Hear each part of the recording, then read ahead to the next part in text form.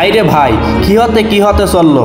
এবার তো সুযোগের সদ্ব্যবহার করলো মোশাররফ করিম। হ্যালো দর্শক, আসসালামু আলাইকুম। আশা করি সকলেই ভালো আছেন, আমি আপনাদের দয়ায় ভালো আছি। আজকে একটি নতুন ভিডিও নিয়ে আপনাদের মাঝে চলে আসলাম, সেটা হলো চক্কর। মোশাররফের চক্কর টিজার রিলিজ হয়েছে, আপনারা দেখতে থাকুন চক্কর।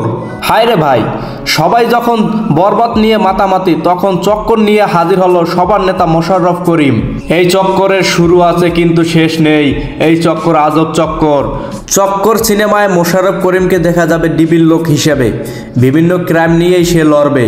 সে যেখানে হাত দেয় ওখান থেকেই ক্রাইম বের হয়, তাই এটাকে চক্কর নাম রাখা হয়েছে। এই চক্কর এমন একটা জিনিস, অনেক প্রভাবশালীর বিরুদ্ধে লড়তে হয়, সেটাই চক্কর নিয়ে এসেছে। এখানে আরও দেখানো হয়েছে হোস্টেলে কিভাবে ক্রাইম হয়, সেই বিষয়ে উল্লেখ করা হয়েছে।